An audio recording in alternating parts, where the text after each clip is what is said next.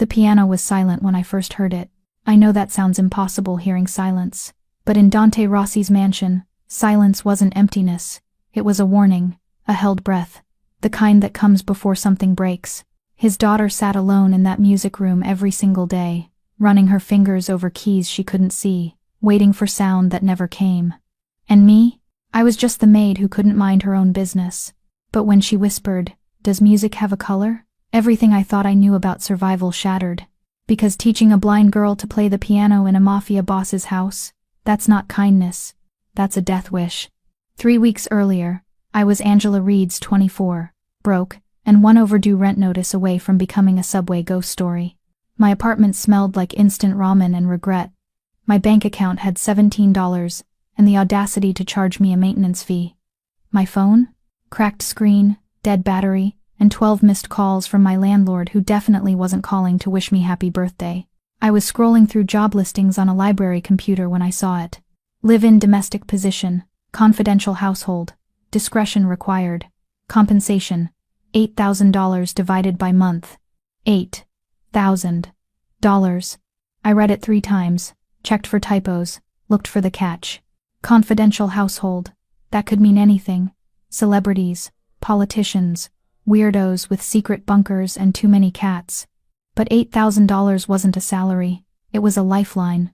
I clicked apply before logic could talk me out of it. The application was strange. No company name, just a P.O. box and 3 questions. Can you keep secrets? Do you have family in New York? Have you ever been arrested? I answered honestly. Yes. No. Not yet. Sent it off. Forgot about it. 2 days later, a black town car pulled up outside my building. The driver wore sunglasses at 9 p.m. He said my name like a statement, not a question. Angela Reed's. Mr. Rossi is expecting you. Rossi. That name tasted like expensive wine and fresh cement. I'd heard it before. Whispered in bodegas. Printed in tabloids with words like alleged and under investigation. Dante Rossi. Real estate. Imports. The kind of business where people asked no questions and buildings got bought in cash. I should have run. Instead, I got in the car. Because when you're drowning, you don't ask the lifeboat where it's headed. You just grab on and hope it floats. The leather seats were soft. The silence was expensive. And somewhere in the dark, a piano was waiting. The Rossi estate didn't look like a home. It looked like a fortress wrapped in Italian marble and bad intentions. Wrought iron gates opened without a sound. The driveway curved through manicured hedges that probably cost more than my entire neighborhood. Fountains, stone lions, security cameras tucked into the architecture like secrets. The car stopped in front of double doors tall enough to make me feel like an ant at a wedding. The driver opened my door. Miss Reed's. Welcome. I stepped out, clutching my duffel bag like it might protect me from whatever came next. A woman appeared in the doorway, mid-50s, gray bun, expression carved from disapproval. She looked me up and down the way you'd inspect spoiled milk. I'm Mrs. Callahan, head of staff. You're late. I didn't know what time. Punctuality isn't optional here. Her accent was Irish, clipped. Follow me. Touch nothing. Speak to no one unless spoken to. Mr. Rossi values silence and efficiency. Provide both. She turned. I followed. Inside was a museum pretending to be a house. Chandeliers dripped crystal light onto floors so polished I could see my reflection judging me. Oil paintings of stern Italian men lined the walls, ancestors. Probably, all scowling like they knew something I didn't. The air smelled like leather, lemon polish, and money that didn't apologize. We passed a dining room with a table long enough to seat a small army. A library with shelves that reached the ceiling. A sitting room where no one had ever Saturday. Staff moved through hallways like shadows, maids in black and white uniforms. Men in dark suits with earpieces. A chef barking orders in rapid Italian from somewhere unseen. No one looked at me. No one smiled. Mrs. Callahan stopped at a staircase. Your quarters are on the 3rd floor, east wing. You'll clean the main areas, the music room, Mr. Rossi's study, and the family wing. Laundry is Tuesdays and Fridays. Meals are in the staff kitchen. You eat what's provided. No exceptions. Got it. Her eyes narrowed. One more thing. The child. Child? Mr. Rossi's daughter. You do not speak to her. You do not engage. She is not your concern. Understood? Something cold slid down my spine. Why? Because those are the rules. Her voice dropped. And in this house, rules aren't suggestions, they're survival. She handed me a key. Your room is 304, staff meeting is at 6 a.m., don't be late again. Then she left me standing there, alone, in a palace that felt like a cage. I climbed the stairs slowly. My room was small but nicer than anywhere I'd ever lived. Queen bed, private bathroom, a window overlooking the gardens. I sat on the bed, looked at my hands. $8,000, I reminded myself. Just keep your head down. Do the work. Stay invisible. But somewhere in the house, a little girl wasn't supposed to be spoken to. And I've never been good at following rules. I met her on my second day. Not officially, not intentionally. But there are some encounters that feel less like coincidence, and more like fate setting traps. It was early afternoon. I'd been assigned to clean the east wing, dusting bookshelves no one read, polishing tables no one touched, erasing evidence that humans lived here at all. Then I heard it. Not music. Not quite. A single note. Soft. Hesitant. Like someone testing whether sound still existed. I followed it down the hallway, past oil paintings of Italian villas, and closed doors that probably hid things I didn't want to know about. The music room. Massive. Flooded with natural light from floor to ceiling windows. A grand piano sat in the center like a sleeping dragon, black, glossy, untouched. And sitting on the bench was the smallest, loneliest figure I'd ever seen. She couldn't have been more than 7, blonde hair in 2 neat braids, a green velvet dress that looked expensive and uncomfortable. Her hands rested on the keys, delicate as porcelain. But her eyes, they stared past the piano, past the window, past everything. Milky, unfocused, blind. She pressed another key, middle C, held it until the sound dissolved into silence. Then she sighed, a tiny, heartbreaking sound. "Hello?" I said softly. She didn't flinch, didn't turn, just tilted her head slightly, like she was cataloging my existence. "You're new," she said. Her voice was clear, older than her years. "You smell like lavender soap. The staff uses rose." I blinked. Yeah, I'm Angela. They told you not to talk to me." It wasn't a question. "They did," I admitted.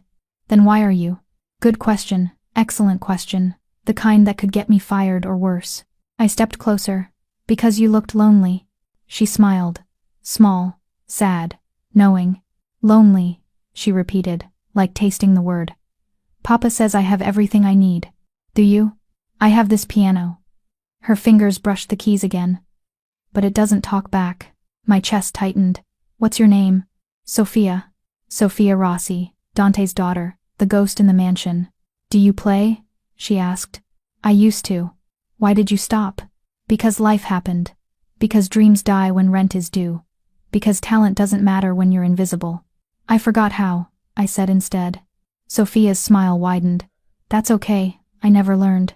She stood, smoothing her dress.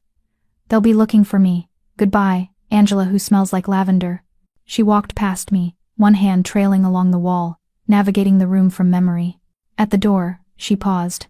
"The piano misses being played," she whispered. "I can feel it." Then she was gone.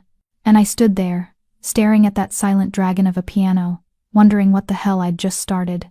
Mrs. Callahan found me 20 minutes later. "Miss Reed's." Her voice could freeze vodka. A word. I followed her to the staff kitchen, industrial, sterile, smelling like espresso and judgment. The other staff avoided eye contact, suddenly fascinated by their duties. She closed the door. "I saw you speaking with the child." My stomach dropped. She was alone. I was just nothing. Mrs. Callahan's expression didn't change, but something dangerous flickered behind her eyes. "Mr. Rossi has rules. Simple rules. You were briefed." "I know, but..." "No buts. That child is not your responsibility, not your concern, not your charity case." She stepped closer. "Do you know why staff doesn't last here?"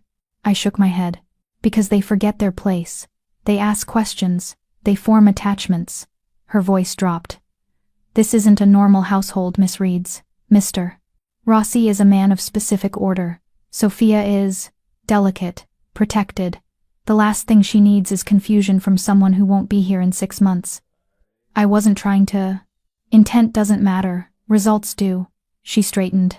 "You're here to clean, to be invisible, to collect your very generous salary and keep your head down. Can you do that?" $8,000. $8,000. $8,000. Yes, ma'am. Good. She opened the door. The music room is off limits unless you're cleaning. And even then, touch nothing. That piano is worth more than you'll make in 5 years. Understood? Understood. She left. I exhaled. Around me, the other staff slowly resumed normal activity. A maid my age, pretty, dark hair, nervous energy caught my eye and mouthed, "Don't." I nodded. But that night, lying in my too comfortable bed, I couldn't stop thinking about Sophia, about her milky eyes and her lonely sigh, about a 7-year-old who navigated by memory and talked to pianos that didn't answer. The staff whispered about Dante Rossi like he was a legend, ruthless, brilliant, untouchable. A man who built empires and buried mistakes. Someone you didn't cross. Someone you feared. But no one talked about Sophia. She was the ghost in the machine, the secret everyone protected. And I was starting to realize that in this house, silence wasn't just a rule, it was a weapon. I didn't see Sophia for 3 days. I cleaned around her absence the music room at dawn before she arrived, the family wing after she'd gone to bed. I followed orders, stayed invisible. But invisibility is an illusion when someone's already seen you. On the 4th day, I was dusting the library when I felt it. That specific awareness, the kind that raises hair on your neck. I turned. Sophia stood in the doorway, head tilted, listening. "You move quietly," she said. "But your bracelet jingles. Silver, I think." I looked down at the cheap charm bracelet my mom gave me before she died. "How did you?" "I hear things." She smiled. "Things people don't notice. Like how the 3rd stair from the top creaks only when you step on the left side.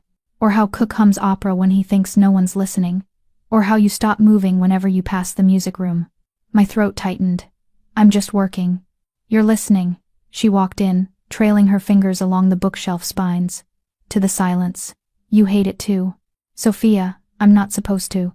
"Talk to me." "I know." She found her way to the window seat like she'd done it 1,000 times. "But you're the only one who does anyway. Your father. Papa is afraid." She said it simply, matter of fact. "Not of bad men or bullets. He's afraid of me breaking. So he keeps me in a beautiful cage and tells everyone to stay away." She patted the seat next to her. "Sit." I shouldn't have. Every logical brain cell screamed at me not to.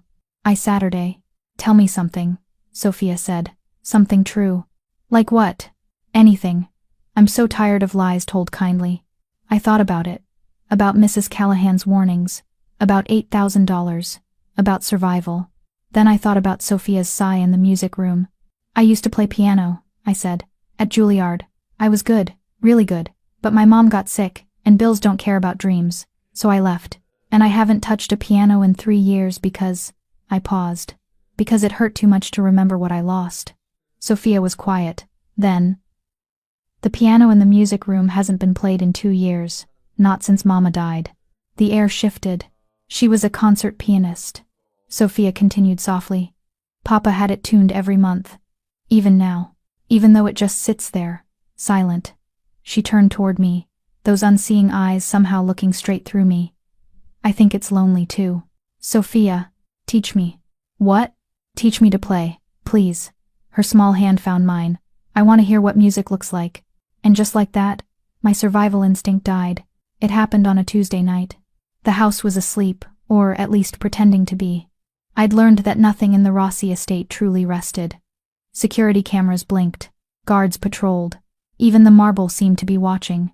But at 2 a.m., the music room was empty. I told myself I was just checking, making sure it was clean for tomorrow.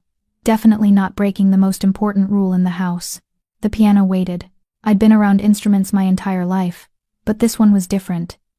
A Steinway Model D concert grand, handcrafted, worth more than some houses. The kind of piano that demanded respect. I sat on the bench. The keys were cool under my fingers, smooth, perfect. I pressed middle C. The sound was crystalline, pure. It resonated through the room, through my chest, through 3 years of silence I'd built around my heart. I closed my eyes and played. Nothing complicated, just a simple melody, Debussy's Clair de Lune. Soft, gentle, like remembering how to breathe after holding your breath too long. The notes spilled out, and with them, everything I'd buried. Every dream I'd abandoned. Every version of Angela Reed's, who'd believed she was special. I didn't hear her enter. You lied. I spun around, heart in my throat. Sophia stood in the doorway in white pajamas, her braids slightly messy, her blind eyes somehow seeing everything. Sophia. You should be. You said you forgot how to play. She walked forward, navigating perfectly. But you didn't forget.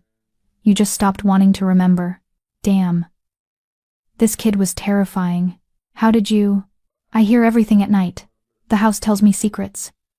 She reached the piano, placed her small hands on the wood. Play again. Sophia, if your father. Papa is in the city, business. He won't be back until morning. She climbed onto the bench beside me. Please, just one more song. I should have said no, should have walked away, should have remembered that $8,000 was survival and this was suicide. Instead, I played. Something simple. A melody I'd written when I was 16 and still believed in things like fate and fairness. Sophia listened, perfectly still, barely breathing. Then she reached out, found my hands, stopped them. Teach me that. Sophia, please. Her voice cracked. Just slightly. Just enough. I want to touch sound. I want to make something beautiful. Even if I can't see it. And there it was. The reason I couldn't walk away. Because loneliness recognizes itself. And broken people are drawn to other broken things. Okay, I whispered. But we have to be careful. Quiet. This stays between us. Sophia nodded solemnly. Secret. Secret, I agreed. I guided her hands to the keys. Positioned her fingers. Taught her the first 5 notes. C, D, E, F, G. She played them slowly, methodically, like each note was a tiny miracle. When she finished, she smiled. And for the first time since I'd arrived, the Rossi mansion didn't feel like a cage. It felt like possibility. We became thieves of time. Every night after midnight, when the house exhaled its tension, and the guards changed shifts, Sophia would slip down to the music room. And I'd be waiting. We never spoke about the risk. Never acknowledged that what we were doing could get me fired or worse. We just played. I taught her the basics. Posture, hand position, the way each finger had a job, a purpose. She learned faster than anyone I'd ever taught. Maybe because she felt the music instead of seeing it. Maybe because she needed it more than most people need air. Within a week, she could play simple scales.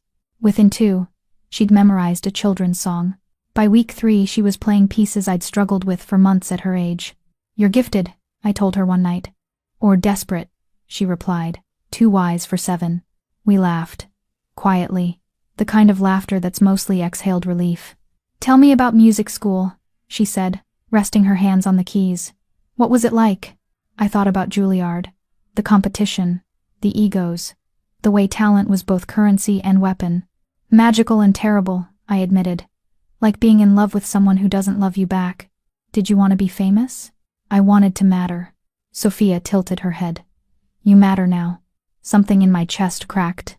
Sophia. You do, she insisted. You're teaching me. That matters. Maybe more than stages and applause. I wanted to believe her. Wanted to think that mattering could happen in secret, in the dark, in stolen moments at a forbidden piano. But I'd learned the hard way that dreams die when no one's watching. What do you want? I asked instead. When you grow up? Sophia was quiet for a long moment. Then, I want to play at Carnegie Hall. I want Papa to hear me and know I'm not broken. She paused. I want him to be proud instead of afraid. My throat tightened. He is proud. He's careful. There's a difference. Her fingers found mine on the keys. But when you teach me, I feel whole. Like I'm more than the blind girl everyone whispers about. I'm a musician. We sat there in the darkness, 2 people who didn't fit anywhere, making something beautiful out of nothing. And I thought, this is why people risk everything. Not for money, not for safety, but for moments when you feel like you're exactly where you're supposed to be. Ready for the next piece? I asked. Sophia nodded, grinning. Always. We played until dawn threatened. Then, like ghosts, we disappeared back into our separate silences.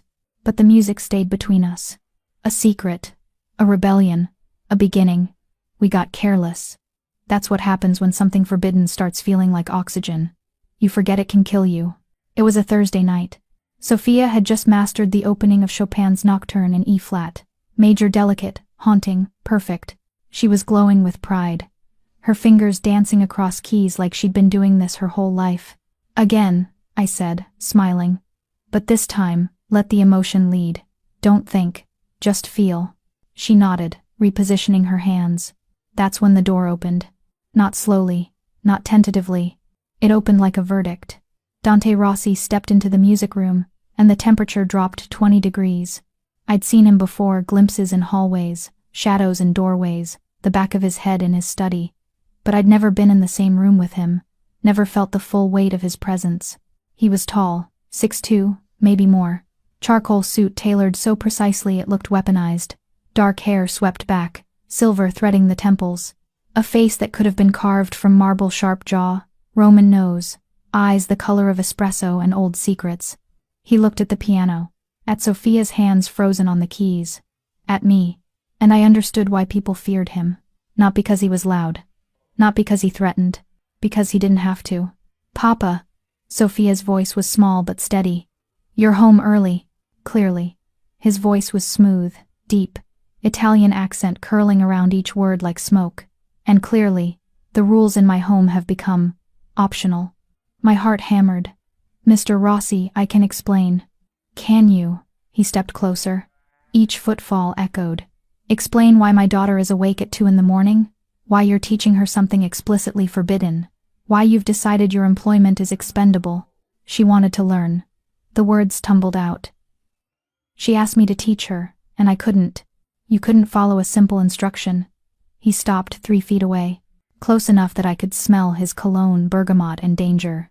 Do you know why that piano hasn't been played in 2 years, Miss Reeds? Because your wife. Because every time it's played, Sophia asks where her mother is. Every single time. His jaw tightened, and I have to watch her heart break again. Silence. Sophia stood. Small, brave, terrifying. Papa, she didn't play it. I did. Dante's eyes snapped to his daughter. Sophia. I asked her to teach me. I made her break the rule.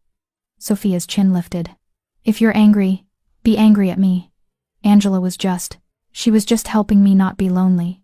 The word hung in the air like an accusation. Dante stared at his daughter. Something flickered across his face, pain, maybe, or recognition. The kind that comes when you see yourself reflected in someone else's wounds. Then he did something I didn't expect. He laughed. Once. Short. Dry. The sound of a man who'd just realized he'd lost a battle he didn't know he was fighting. Lonely, he repeated, the word tasting bitter. In a house with 12 staff members, you're lonely. Staff aren't family, Papa. Another silence, heavier than the first. Dante looked at me, really looked, like he was recalculating something. How long? He asked. 3 weeks, I admitted. And she's learned? Scales, basic pieces. We've been working on Chopin. His eyebrow raised. Barely. Chopin. She's gifted, I said. Really gifted. She learns faster than anyone I've ever taught. Dante walked to the piano, ran his hand across the polished wood like touching a grave. Then he turned and walked toward the door. Mr. Rossi? My voice cracked. Am I fired? He paused, didn't turn around. No, Miss Reeds, you're not fired. He left. The door closed. Sophia and I stood there, breathing hard, processing survival. That was terrifying, I whispered. That was Papa impressed, Sophia corrected. He only laughs when something surprises him. That wasn't a happy laugh. No, she smiled. But it wasn't an angry one either. I wasn't sure which was more dangerous. I didn't sleep. Couldn't. I lay in bed replaying Dante's expression, his laugh, the way he'd touched the piano like it held ghosts.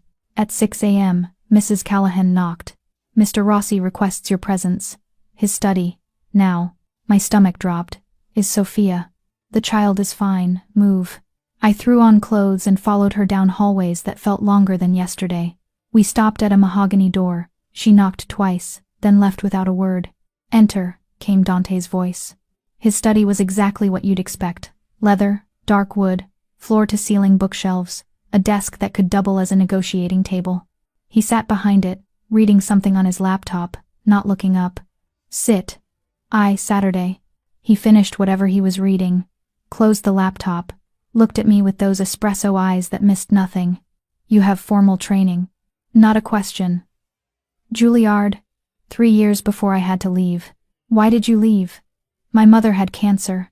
Medical bills. I dropped out to work. He nodded. Like he'd already known. Like he'd already run a background check at 3 a.m. because that's what men like him do. Sophia will perform at a recital. Saturday, the Plaza Hotel. There will be press, donors, people who matter. He leaned back. She will play Chopin's Nocturne. And something original. You have 4 days to make her ready. My mouth opened, closed. Mr. Rossi, 4 days isn't. You've taught her Chopin in 3 weeks. 4 days will suffice. He pulled a card from his desk drawer. Slid it across. There's a dress waiting for you at this boutique. You'll accompany Sophia. You'll sit in the front row. You'll ensure she doesn't falter. I stared at the card. Bergdorf Goodman. A place where I couldn't afford the tissue paper. Why are you doing this? I asked. Because my daughter defended you. His voice softened. Barely. And in 7 years, she's never defended anyone. Not even herself. He stood. Don't make me regret this, Miss Reeds. I won't. Good. He walked to the window, dismissing me with his silence. I stood. Reached the door. Miss Reeds? I turned. She's brilliant because you see her as brilliant, not broken. His reflection in the window was sharp. Sad. Don't stop seeing her that way. Then he was done with feelings. And I was holding a card that weighed more than gold. The next 4 days were beautiful chaos. Sophia and I locked ourselves in the music room. We worked through the nocturne until her fingers could navigate it blind, which, ironically, they had to. We polished every phrase, every dynamic, every breath between notes. But the real magic happened when we composed. It started accidentally. Sophia was frustrated, kept hitting the wrong chord in the Chopin piece. I suggested we take a break, just improvise, let her hands wander. She played a haunting little melody, simple, 5 notes descending. It sounded like rain on glass, like goodbye, like memory. That, I said. Play that again. She did. I added a harmony underneath. She adjusted the rhythm. I built a bridge. She created an echo. We worked like that for hours, back and forth, building something from nothing. No words, just understanding. When we finished, Sophia sat back, breathing hard. What do we call it? She asked. I thought about Dante's wife. The piano that hadn't been played. The loneliness Sophia carried like a second shadow. How about the room that remembers? Sophia smiled. Sad. Perfect. Mama would have liked that. We practiced until our fingers ached, until the nocturne was flawless and our original piece could break hearts. On Friday night, the night before the recital, Sophia was nervous. What if I mess up? She asked. You won't. But what if I do? What if Papa is embarrassed? What if everyone realizes I'm just what? I interrupted. Just a 7-year-old who learned concert-level piano in a month? Just a kid who composes music that makes people cry? Just brilliant? She was quiet. Sophia. I took her hands. Tomorrow, hundreds of people will hear you play, and they'll remember it for the rest of their lives. Not because you're perfect. Because you're real. Do you think Mama would be proud? My throat tightened. I think she's already proud, wherever she is. Sophia hugged me. Small arms, big trust. Thank you for breaking the rules, Angela. Thank you for making me, I whispered back. That night, I tried on the dress. Black, elegant, simple but expensive in a way only rich people understand. It fit perfectly, which meant Dante had estimated my size without ever asking. I stared at myself in the mirror. 24. Broke. A college dropout who taught piano to a mafia boss's blind daughter. Tomorrow, I'd sit in the Plaza Hotel surrounded by Manhattan's elite. And I'd pray Sophia's genius was louder than my fear. I hung the dress carefully. Tried to sleep. Failed spectacularly. Because sometimes, the night before everything changes, your body knows before your brain does. The Plaza Hotel didn't just host events. It devoured them, swallowed them whole and spit out legends. I arrived with Sophia in a car that cost more than my college tuition. She wore emerald green, her mother's favorite color, Mrs. Callahan had whispered. Her hair was perfect. Her expression was calm. Meanwhile, I was sweating through my expensive dress. You're nervous, Sophia said. I'm terrified, I admitted. Good. Mama always said if you're not nervous, you're not paying attention. She squeezed my hand. We got this. Like we were partners. Like I wasn't just the help. Inside, the ballroom was suffocating with wealth. Crystal chandeliers, marble columns, people in tuxedos and gowns that cost more than cars. I recognized faces from magazines, real estate moguls, socialites, a retired senator, the mayor. Everyone was here to see Dante Rossi's mysterious daughter. We were led to the front row. Dante was already seated, tailored navy suit, no tie, looking like power incarnate. He glanced at Sophia, and something in his expression softened. "Mia Stella," he murmured. "My star." Sophia beamed. Then his eyes landed on me. Brief. Assessing. A nod so small I almost missed it. "Don't screw this up," it said. "I won't," I promised silently. The lights dimmed. An announcer, some society woman with a transatlantic accent, stepped to the microphone.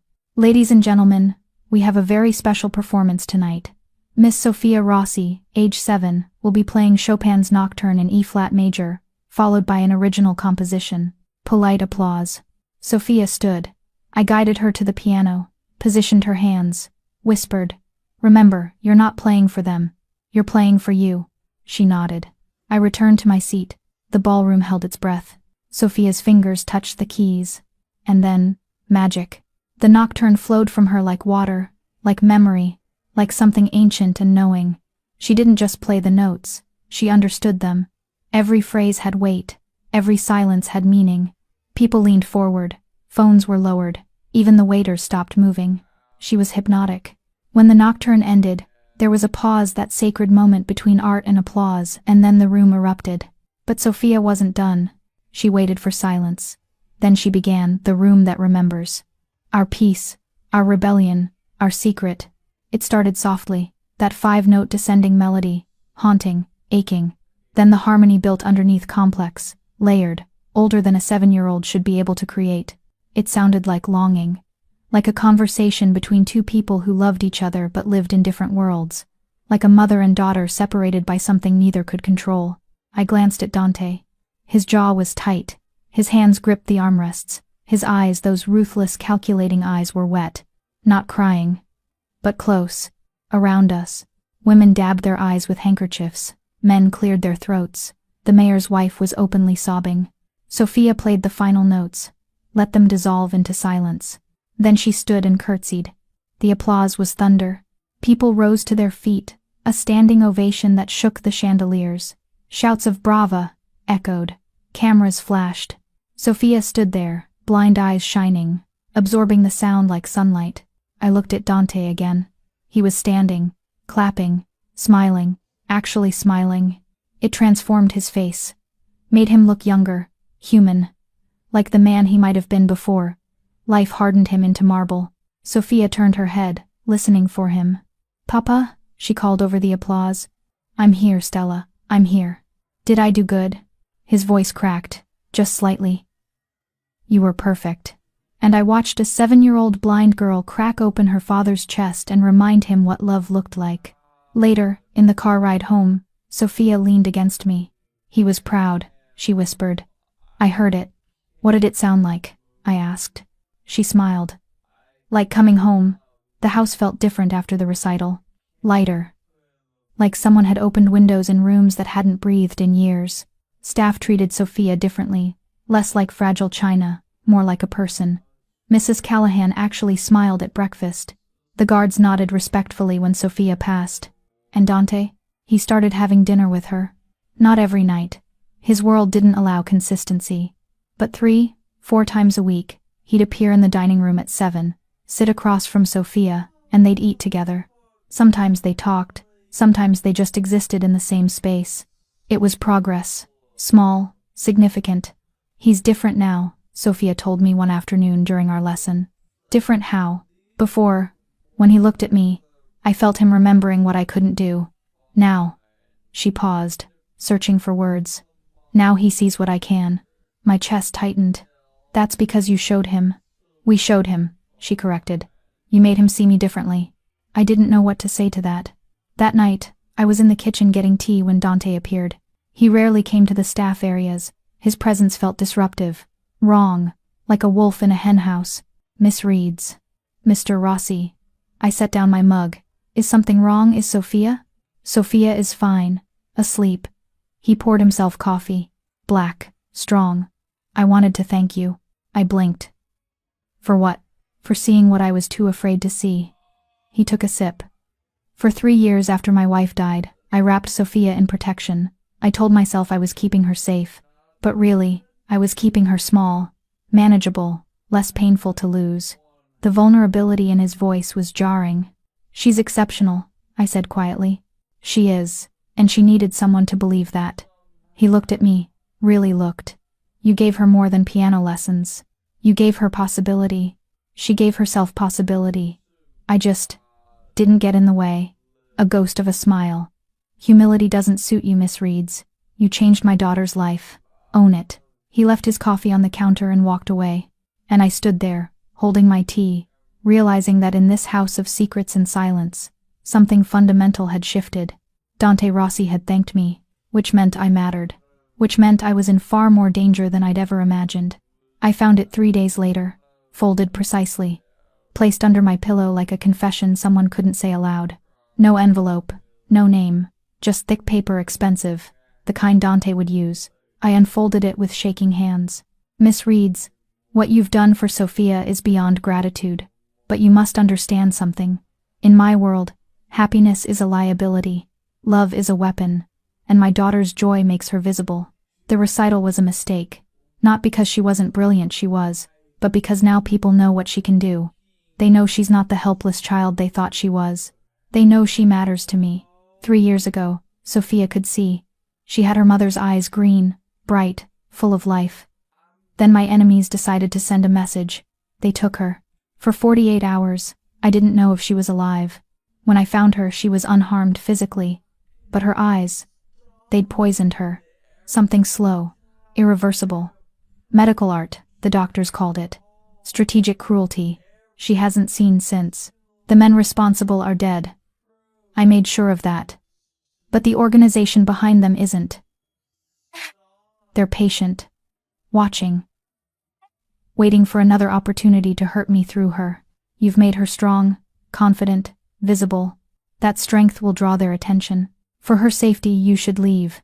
I'll pay you 6 months' salary, provide references, but you cannot stay. This isn't cruelty, it's preservation. Dr. I read it 3 times. Then I walked straight to his study and knocked hard enough to bruise my knuckles. Enter. Dante sat at his desk, working on his laptop. He glanced up, unsurprised. You read it, he said. What the hell is this? I held up the letter, shaking. A courtesy.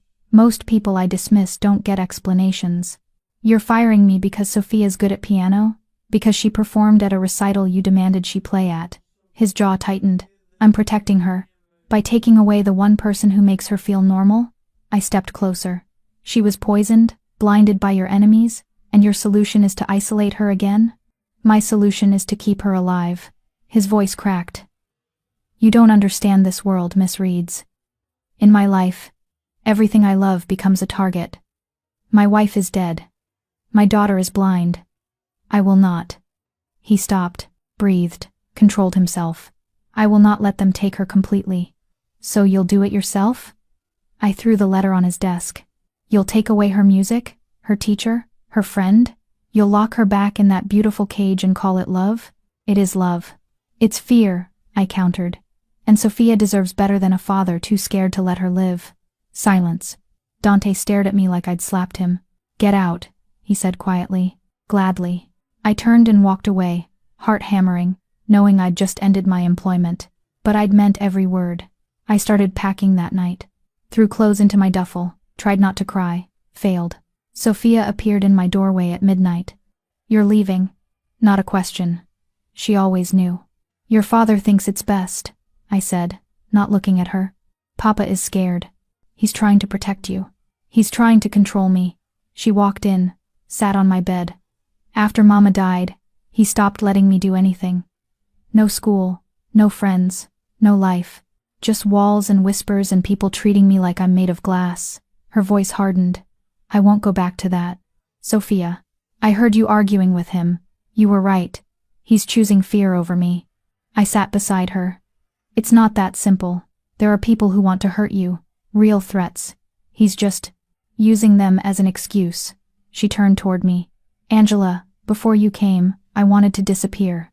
I felt like a ghost haunting my own house. But you made me real again. You made me matter. My throat closed. You've always mattered. Not like this. Not as someone who creates things. Someone who's more than her tragedy. She grabbed my hand. Please don't leave. Please fight for me like you fought with Papa. I can't stay if he doesn't want me here. Then make him want you here. Sophia, You're not just anything. Her blind eyes were fierce. You're the bravest person I know. And if you leave, I'll stop playing. I'll stop trying. I'll go back to being the sad, broken girl everyone expects me to be. It was manipulation. Emotional blackmail from a 7-year-old. It was also true. Give me one day, I said finally. Let me think. She nodded, hugged me. I believe in you. After she left, I stood at my window, staring at the gardens below. Dante was right. I didn't understand his world, didn't know what threats lurked in shadows or what price loving his daughter might cost. But I knew what loneliness looked like. And I knew what happened when someone believed in you when everyone else had given up. I looked at my half-packed bag. Then I started unpacking. Because Sophia Rossi had fought for me, and I'd be damned if I didn't return the favor. I left on a Wednesday. No dramatic exit. No slamming doors. Just me, a duffel bag, and the kind of silence that feels like drowning. Dante arranged a car. Professional. Efficient. The way he arranged everything clean, emotionless, final. I didn't see him before I left. Coward. Sophia found me in the foyer. Mrs. Callahan hovered nearby, pretending not to watch, probably under orders to make sure I actually left. You're really going, Sophia said. She wasn't crying. Worse, she was resigned. Like she'd expected this. Like everyone always left. Your father thinks. I know what Papa thinks. Her voice was flat. Adult. He thinks love is dangerous. That caring about people gets them killed. She tilted her head. Maybe he's right. Sophia. It's okay, Angela. She reached out, found my hand. You taught me something important. For a little while, I wasn't broken. I was a musician. That's enough. It wasn't enough, not even close. But what could I say? That I wanted to stay? That walking away felt like abandoning my own heart? That her father's fear was understandable but unbearable? I knelt down, hugged her, memorized the feeling. Keep playing, I whispered. Promise me. I promise. And remember, you're not what happened to you. You're what you create. She nodded against my shoulder. Then Mrs. Callahan cleared her throat. The car is waiting, Miss Reeds. I pulled back, looked at Sophia one last time, blonde braids, unseeing eyes, the bravest person I'd ever known. Goodbye, Sophia. Not goodbye, she said softly. Just, see you in the music. I grabbed my bag and walked out before I could change my mind. The car pulled away. I didn't look back. But from a second-floor window, Dante Rossi watched. I felt his gaze like a hand on my throat. Heavy, possessive, regretful. He'd made his choice. Safety over connection, fear over love. And I hated him for it. But I also understood. Because in his world, everyone he loved became a target. His wife was murdered.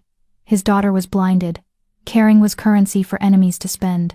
So he'd chosen to let me go while I was still whole, still breathing. Still someone Sophia could remember without grief. It was almost noble. It was also the cruelest thing he could have done. The car merged into traffic. Manhattan's skyline blurred past the window, all sharp edges and broken light. I'd come here broke and desperate. I'd leave the same way. Except now I knew what I'd lost. A 7-year-old girl who played like angels wept. A forbidden piano. Midnight lessons that felt like rebellion and religion. A man with storm-colored eyes who'd thanked me for teaching his daughter to be brave. And then sent me away for the exact same reason. I pressed my forehead against the window, tried not to cry, failed, because some goodbyes don't kill you immediately. They just bleed you out slowly, one silent note at a time. The music school in Queens was called Bright Notes Academy. It wasn't bright, the notes were questionable, but it paid $18 an hour and didn't ask questions about gaps in my employment history. I taught beginner piano to kids who'd rather be on their phones. The instruments were donated out of tune, missing keys, held together with duct tape and prayers. It was nothing like the Steinway at the Rossi estate. It was nothing like Sophia. My students were sweet but distracted. 7-year-old Marcus who picked his nose between scales. 10-year-old Destiny who played with acrylic nails that clicked against the keys. Twins named Jake and Blake who couldn't sit still for more than 90 seconds. They tried. I tried. but the music sounded hollow. "You okay, Miss Angela?" Marcus asked one day, mid-lesson. "I'm fine." "Why?" "You look sad, like my mom when she watches those movies where the dog dies." Out of the mouths of nose-picking children. "I'm just tired," I lied. "My mom says tired is what grown-ups call sad when they don't want to talk about it." Smart kid. At night, I went back to my shoebox apartment in Astoria. 4th floor, no elevator, neighbors who fought in 3 different languages. I'd downgraded from luxury to survival. And every night, I dreamed of marble floors. I'd wake up reaching for piano keys that weren't there, listening for Sophia's questions, expecting Dante's quiet presence in doorways. But there was nothing. Just sirens, distant trains, the couple upstairs having enthusiastic reconciliations at 2 a.m. I tried to move on, tried to convince myself that those 7 weeks at the Rossi estate were just a detour, a strange, beautiful detour that was never meant to be permanent. But grief doesn't care about logic. And every time I sat at those broken pianos, teaching kids who'd forget everything by next week, I felt Sophia's absence like a missing limb. She'd be playing right now, probably in the music room, maybe working on something new, or maybe she'd stopped, maybe she'd kept her threat going silent again, retreating into the ghost she'd been before I arrived. The thought made me physically ill. I lasted 6 weeks in Queens. 6 weeks of cheap pianos and hollow music. 6 weeks of pretending I was fine. 6 weeks of lying to myself that I'd moved on. Then everything changed. The dreams got worse. Not nightmares, worse memories. I'd dream of Sophia's hands finding the right chord, her delighted laugh when she mastered something difficult, the way she'd tilt her head, listening to silence like it was speaking. I'd dream of Dante in his study, pouring grappa, telling me about his daughter's poisoning with a voice that could cut glass. I'd dream of the recital, the standing ovation, the way Dante's eyes went wet, and I'd wake up gasping, reaching for something I couldn't name. "You're playing wrong," Destiny told me during a lesson. "What?" "That piece. You're playing it sad. It's supposed to be happy." She was right. I'd been teaching Mozart's Eine kleine Nachtmusik bright, cheerful, and somehow made it sound like a funeral dirge. "Sorry, let me try again." But I couldn't fix it. Everything I played sounded like goodbye. The other teachers noticed. "You okay, Angela?" asked Mr. Chen, the guitar instructor. "You seem distant." "Personal stuff," I said vaguely. "Bad breakup?" "Something like that." It wasn't a lie. Not exactly. I'd broken up with a life I'd never really had. With a child who wasn't mine. With a man who'd never been more than my employer. But it felt like losing everything anyway. On Tuesday nights, I'd go to a piano bar in the village, order cheap wine, listen to a jazz pianist who was technically proficient but emotionally empty. I'd think, Sophia could play better than this. Then I'd think, stop, let her go. But the music wouldn't let me. Because that's the thing about teaching someone: you give them pieces of yourself, techniques, passion, ways of hearing the world.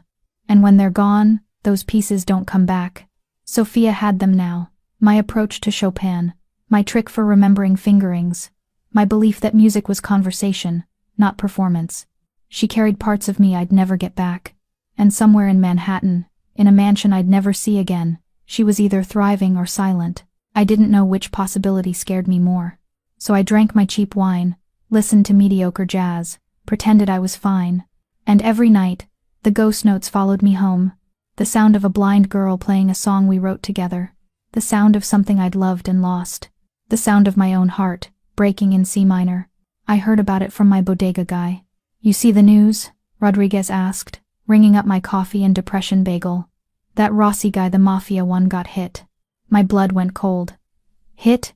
Nah, not like that. His shipment, import containers at the docks, feds intercepted like 20 million in designer knockoffs." He whistled. "People saying it's a setup, inside job. Someone in his organization rolled." I grabbed my coffee with shaking hands. "Is he okay? I mean, did anyone get hurt?" Rodriguez gave me a look. "You know him or something?" "I used to work for him, briefly." "Damn." He leaned in. "What's he like? Scary? Does he really have people disappeared?" "He has a daughter," I said quietly. "A little girl. Is she okay?" "How would I know? It's just doc drama, but..." He lowered his voice. "People saying there's gonna be retaliation. Rossi doesn't take losses. Someone's gonna pay." I left the bodega in a daze. That night, I did something stupid. I googled Dante Rossi raid. Articles everywhere, photos of shipping containers, federal agents, speculation about his alleged criminal enterprise, but nothing about Sophia. I texted Mrs. Callahan. The number was probably dead, but I tried anyway. Is Sophia safe? 3 dots appeared, disappeared, appeared again. Then, she's physically safe. That's all I can tell you. Physically safe implied she wasn't emotionally safe. I called. It went to voicemail. Called again. Same. On the 3rd try, she answered. Miss Reeds, you shouldn't contact. Is she playing? Silence. Mrs. Callahan, please. A long exhale. No. She hasn't touched the piano since you left. Mr. Rossi is dealing with business complications. The child is withdrawn. I've said too much. Don't call again. She hung up. I sat on my fire escape, staring at the city lights. Sophia had stopped playing. Dante was under siege. And I was in Queens, teaching tone-deaf kids, pretending I didn't care. But I did care. God help me. I cared so much it was killing me. The question was, what could I do about it? I was nobody. A fired maid. A music teacher with $1,700 in savings and 0 connections. I couldn't protect Sophia from mafia politics. I couldn't solve Dante's problems. But I could make her play again. Maybe. If I was brave enough to go back. The knock came on a Thursday at 11 p.m. I almost didn't answer. Queens at night wasn't exactly safe, and unexpected knocks usually meant someone wanted money, drugs, or to tell me I was being evicted. But something made me look through the peephole. Dante Rossi stood in my hallway. No suit. Just dark jeans, black coat, and an expression that could crack stone. I opened the door. Mr. Rossi. She won't play. His voice was raw, tired. Not for me. Not for her tutors. Not for anyone. I heard about the raid. Are you? I don't care about the raid. He stepped closer. I care that my daughter sits in that music room every day, staring at the piano like it's a gravestone. I care that she's stopped speaking in full sentences. I care that I destroyed the one thing that made her whole because I was too scared to let her be happy. His eyes, those calculating, ruthless eyes, looked haunted. I don't know what I can. Come back. It wasn't a request. It wasn't a demand. It was something raw, a plea. Please, I was wrong. About the danger. About you. About everything. Dante. Don't. He flinched at his own name in my mouth. Don't tell me it's safer for her if you're gone. Don't tell me I made the right choice. Because watching her disappear into herself again is worse than any threat from my enemies. I stared at him. This man who'd fired me to protect his daughter. Who'd sent me away with a letter full of brutal truths. What changed? I asked. She did. His voice cracked. 3 nights ago I found her in the music room at 2 a.m. She wasn't playing. She was just sitting there, hands on the keys, crying. I asked her what was wrong. She said, "The piano forgot how to talk to me." My chest tightened. I've spent 3 years protecting her from danger, Dante continued. But I never protected her from loneliness. You did. You made her brave. Made her believe she could be more than her blindness. He paused. I took that away. And I don't know how to give it back. So you came to Queens at 11 p.m.? I came to beg. He said it simply. Honestly. Come back. Teach her. Ignore my paranoia and my rules and my fear. Just make her whole again. Behind him, the hallway flickered with fluorescent light. Somewhere in the building, someone was cooking curry. And Dante Rossi, mafia boss, multimillionaire, man who made people disappear, stood in my crappy apartment building, begging me to save his daughter. When? I asked. Now, tonight. The car is downstairs. I looked at my apartment, my cheap furniture, my half-life in Queens. Then I grabbed my coat. Let's go. The estate looked different at midnight. Softer. Less fortress. More home. Or maybe I was different. Mrs. Callahan met us at the door. Her expression was carefully neutral, but something like relief flickered behind her eyes. Miss Reeds, welcome back. Thank you, Mrs. Callahan. The child is asleep. Shall I wake her? Dante shook his head. Tomorrow morning. Let her sleep. He turned to me. Your room is as you left it. We'll discuss terms tomorrow. Terms? Salary. Responsibilities. The fact that I'm apparently incapable of making good decisions without you questioning them. A ghost of a smile. We'll figure it out.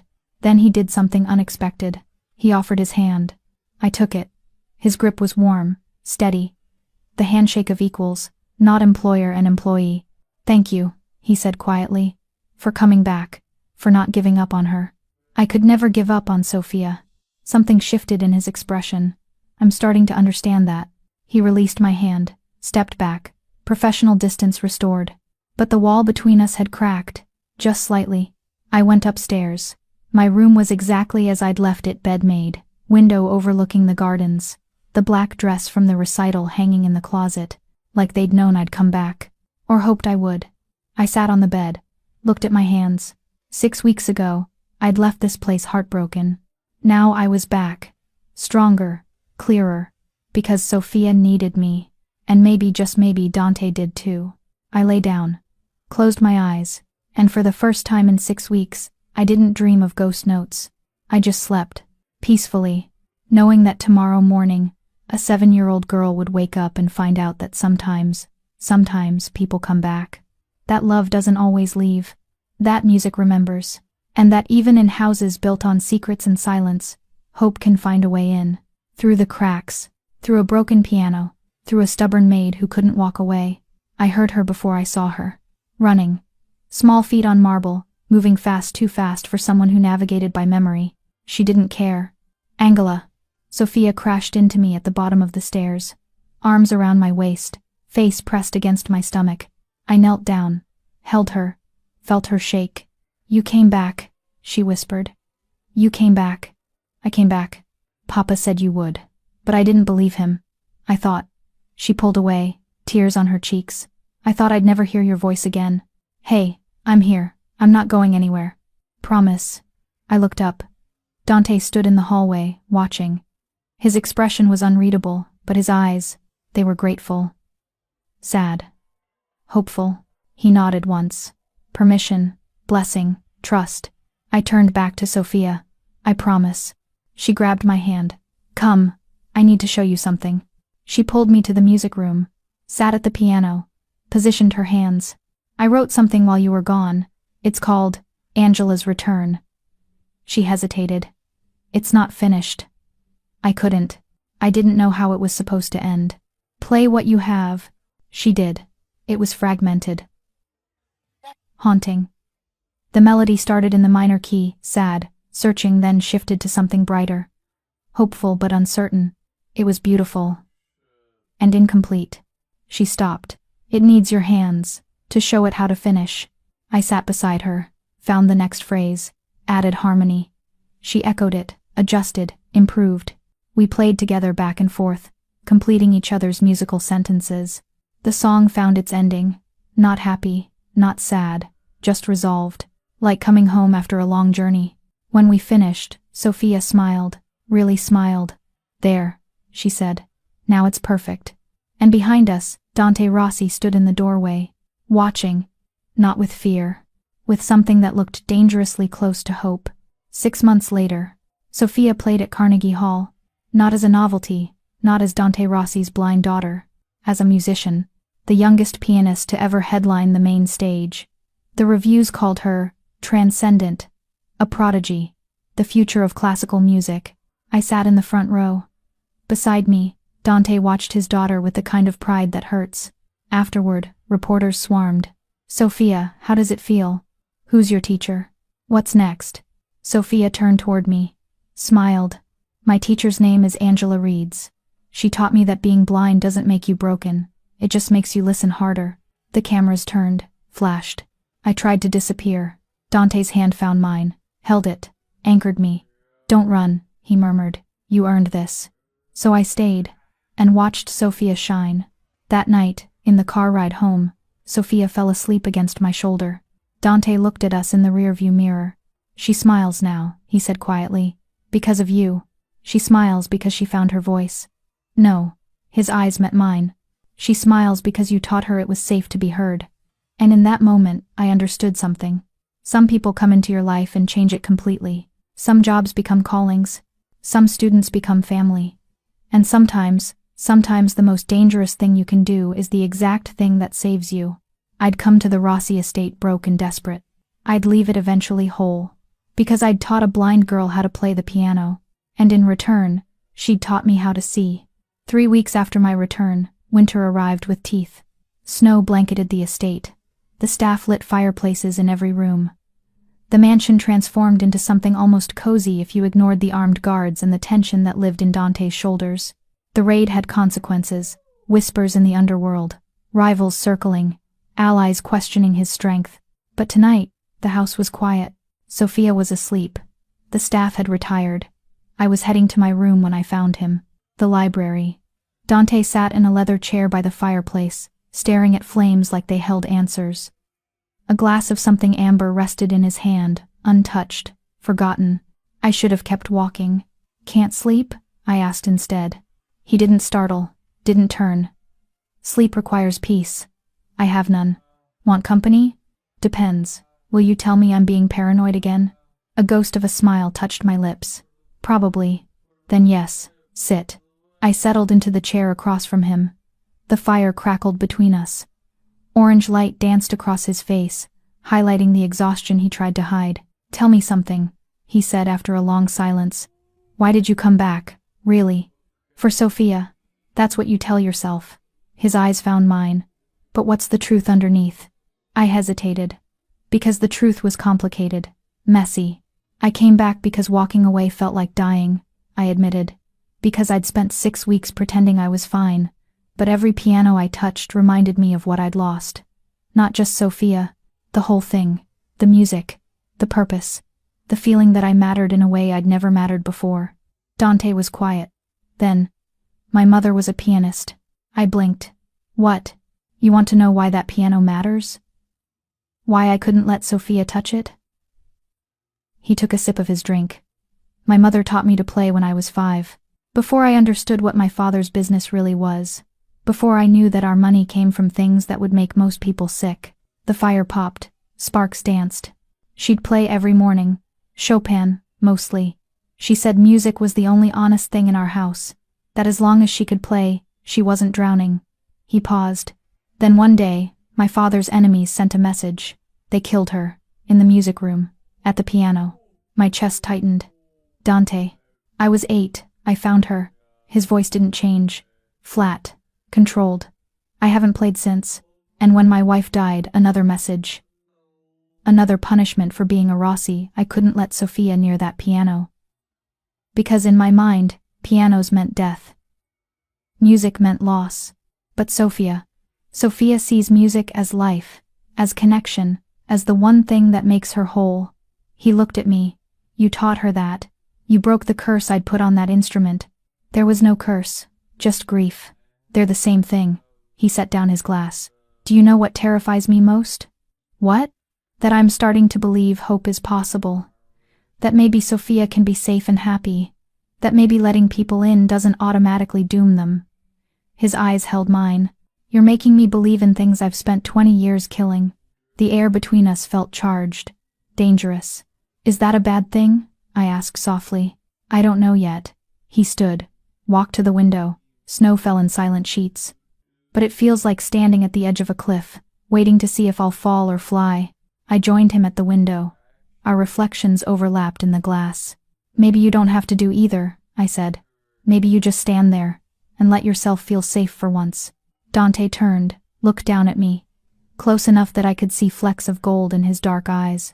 "Nothing about you feels safe," Angela reads. "Good," I whispered. "Safe is overrated." Something shifted. The wall between us, employer and employee, protector and protected, cracked further. He didn't move, neither did I. But the fire burned. And outside, the snow kept falling. And somewhere in the space between us, something inevitable was building. It happened 2 nights later. I was in the music room, playing softly after Sophia had gone to bed. Nothing complex. Just Debussy's Clair de Lune, the piece I'd played the first night I'd broken the rules. I didn't hear him enter. "You play differently now," Dante said from the doorway. I jumped, hands stilled on the keys. "You need to wear a bell." "And ruin my intimidating entrance?" "Never." He walked in, hands in his pockets. Casual, dangerous. "You didn't answer. Your playing, it's changed." "How?" "Before, you played like you were remembering something painful. Now," he paused, "now you play like you're creating something new." And I turned on the bench to face him. Maybe I am. Because of Sophia? Because of all of it. Her, the music, this place. I hesitated. You. The word hung between us. Dante stopped walking. Me. You terrified me when I first came here. This cold, dangerous man who made rules and expected them followed. But then you sent me away to protect your daughter. Then you showed up in Queens and begged me to come back. I stood. You're not what I thought you were. And what am I? Scared, like the rest of us. Just better at hiding it. His jaw tightened. You see too much. You let me see it. I stepped closer. Why did you really ask me back? And don't say it was just for Sophia. It was for Sophia. Liar.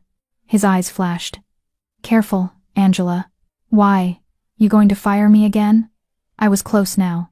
Close enough to feel the heat coming off him. Tell me the truth. Why me? You could have hired any teacher. Someone qualified. Someone who followed rules. Why did you drive to Queens in the middle of the night and ask me demand that I come back? Silence. The kind that precedes earthquakes. Because, he said finally, voice low and rough, my daughter wasn't the only one who stopped living when you left. My breath caught. I'd watch the music room and expect to hear piano at 2 a.m. I'd pass your room and forget you weren't there. I'd catch myself almost calling you to dinner because Sophia laughed more when you were present. He stepped closer. You weren't just her teacher. You became something this house needed. Something He stopped, jaw clenched. Something you what? I pushed. Something I don't deserve. His hand came up, cupped my face. His thumb brushed my cheekbone. You're light in a world I've spent 32 years keeping dark. And I don't know if I'm strong enough to deserve you. But I'm selfish enough to want to try. My heart was hammering. Dante, tell me to stop. His forehead touched mine. Tell me this is wrong. That you're just the teacher. That I'm just your employer. Tell me to walk away. I should have. Every logical neuron screamed at me to step back. To remember the power imbalance. To protect myself. Instead I whispered, no. He kissed me. It wasn't soft. Wasn't gentle. It was desperate. Hungry. The kiss of a man who'd been starving and finally found sustenance. His hands tangled in my hair. My fingers gripped his shirt. We collided like continents shifting, violent, inevitable, world-changing. He tasted like whiskey and danger. Smelled like bergamot in winter. Felt like every bad decision I'd ever wanted to make. I pulled back, gasping. This is insane. Probably. He kissed my jaw, my neck. Tell me to stop. I can't. Why not? Because I've been wanting this since you stood in my Queen's apartment and looked at me like I was the only thing that could save you. He pulled back. Eyes dark. Pupils blown. You might be. That's a lot of pressure. Can you handle it? I grabbed his shirt. Pulled him back. Try me. This kiss was slower. Deeper. The kind that rewrites the rules. When we finally broke apart, we were both breathing hard. This complicates things, I said. Everything about you complicates things. He tucked hair behind my ear. But I'm done pretending that's a bad thing. What about Sophia? Sophia adores you. This doesn't change that. What about your enemies? His expression darkened. That's a different conversation. Dante. Let me have tonight. He kissed my forehead. One night where I'm not the boss or the target or the monster. Just a man who wants to be close to the woman who taught his daughter to be brave. I should have said no. Should have been reasonable. Instead, I stayed. And let the fire burn. They came 3 nights later. 2:47 a.m. I was in Dante's study. We'd fallen into a pattern. Late-night talks by the fire. Stolen kisses. The kind of intimacy that felt more dangerous than any weapon. The first gunshot shattered the window. Dante moved before the glass hit the floor. Shoved me to the ground. Covered my body with his. Stay down, he ordered. More gunshots. Shouting. The sound of the front door splintering. Sophia, I gasped. I'll get her. You stay. Like hell. I was already moving. Dante cursed, grabbed a gun from his desk drawer because of course he had a gun in his desk drawer, and we ran. The hallway was chaos. Guards shouting in Italian, staff screaming, smoke billowing from somewhere downstairs. We reached Sophia's room. She was sitting up in bed, terrified. Papa? I'm here, Stella. Angela's here too. Dante scooped her up. We need to move. Now. What's happening? Bad men. But we're safe, I promise. He handed her to me. There's a panic room. East wing. Behind the bookshelf in the library. Code is 0728. Take her. Lock the door. Don't open it for anyone but me. Dante. Go. Now. More gunshots. Closer. I ran. Sophia clung to me, trembling. We made it to the library. I found the bookshelf massive, old, seemingly immovable. 0728. Sophia whispered. Papa's birthday. I punched in the code. The bookshelf clicked. Swung open. Behind it a steel door. A room lined with supplies. Water, food, medical kit, weapons. I pulled Sophia inside. Locked the door. The room was soundproofed. Almost. We could hear muffled chaos outside. Gunshots, shouting, something crashing. Sophia was crying. Silent tears streaming down her face. Angela, I'm scared. I know, baby. Me too. I held her close. But your dad is the scariest person I know. He's going to be fine. What if he's not? I didn't answer. Because I didn't know. Minutes felt like hours. We sat in the dark, listening to war. Then silence. Worse than the chaos. Because silence could mean victory or death. Sophia gripped my hand. Is it over? I don't know. Footsteps outside the panic room. Heavy, purposeful. I grabbed the gun from the weapons cache, hands shaking. I'd never fired a gun in my life. A knock. 3 times. Pause. 2 times. Angela, it's me. Open the door. Dante's voice. I unlocked it. He stood there, shirt torn, blood on his face, knuckles raw. But alive, standing, furious. Are you hurt? I asked. Not my blood. He looked at Sophia. You okay, Stella? She nodded, launching into his arms. He held her, kissed her head, then his eyes found mine. You didn't stay down. You're welcome for getting your daughter to safety. A ghost of a smile. Stubborn woman. Scared man who hides guns in desks. Fair. The guards appeared. Mr. Rossi. 3 hostiles eliminated. 2 escaped. Perimeter secure. Dante nodded. Sweep the grounds. Double security. No one in or out without my clearance. They left. Sophia was shaking. Papa, why did they come? Because I made enemies, Stella. And sometimes, enemies try to hurt the people I love. They wanted to hurt us? They wanted to scare me. He looked at me. They failed. We went back to Sophia's room. Dante stayed until she fell asleep, holding her hand. Then he and I stood in the hallway. Dawn was breaking. The house smelled like gunpowder and fear. This is why I sent you away, he said quietly. This, right here. The moment when my world explodes and takes everyone near me down too. And yet, Sophia and I are fine. This time. Dante, you fought for her. His hand cupped my face. You grabbed a gun you don't know how to use and prepared to protect my daughter with your life. Of course I did. That's why I love you. He said it simply, inevitably. And why you need to leave before they try again. My heart stopped. You love me? Unfortunately. And you want me to go? I want you to live. He kissed my forehead. Even if it's not with us. I grabbed his shirt. Pulled him close. I'm not leaving. Not because of fear. Not because of danger. Not even because you love me. I held his gaze. I'm staying because I love you back. And I'm done running. His eyes went dark. Desperate. Angela. No. We stand together. Or we fall together. Your choice. For a long moment, he just stared at me. Then he kissed me. Like I was salvation. Like I was home. The attack changed everything. Dante went to war. Not with guns, though those were involved, but with strategy. He identified the rival family responsible. Exposed their operations. Made alliances with people who scared even him.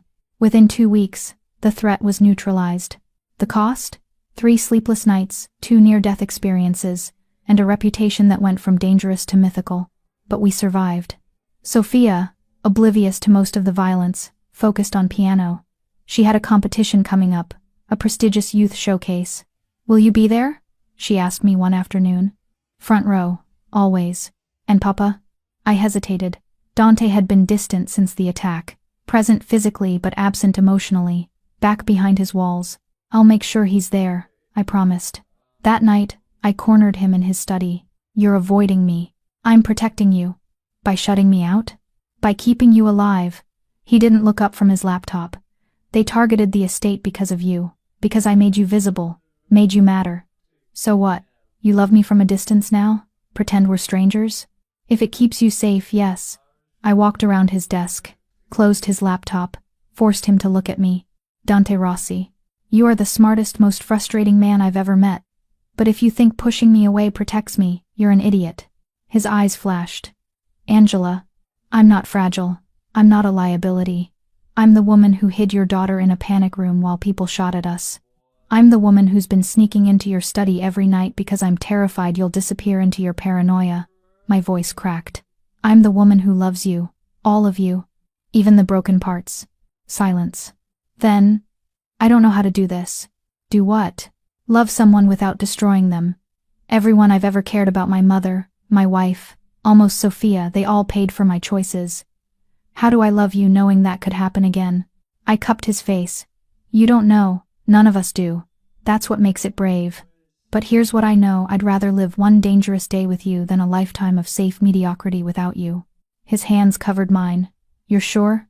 Completely. He kissed me. Soft. Sweet. The kind of kiss that promised tomorrow. When we broke apart, he whispered, Ti amo, Angela reads. I love you. Ti amo, I whispered back. 2 months later, Sophia won her competition, standing ovation, judges in tears, offers from music schools across the country. Dante watched from the audience, holding my hand. Afterward, reporters asked Sophia what inspired her. She smiled. My teacher taught me that music is about connection, about finding people who understand your language even when the world is silent. I play for my mother, who I never got to know, and for Angela, who taught me to be brave. The cameras turned to me. I tried to hide. Dante squeezed my hand. Don't run, he murmured. You earned this. So I stayed. That night, back at the estate, Sophia fell asleep between us on the couch, some animated movie playing softly. Dante looked at me over her blonde head. Is this what happiness feels like? He asked. I think so. It's terrifying. Good. That means it matters. He smiled. Real. Unguarded. And I realized we'd built something impossible. A family from broken pieces. Love from danger. Music from silence. Sophia stirred. Are you two done being mushy? I'm trying to watch the movie. We laughed. And for the first time in 32 years, Dante Rossi looked at peace. They said love couldn't survive in a world this dark. They were wrong. Droppa, if you believe in second chances and found families. What should happen next wedding? More music? Another threat? Tell me in the comments. Part of the Modern Romance Chronicles series. Follow for more stories about love that breaks all the rules. Number Mafia Romance. Number Forbidden Love. Number Found Family. Number Piano Story. Number Love and Danger. Number Italian Mafia. Number Second Chances. Number Blind but Brave. Number Courageous Heart. Number Happily Ever After.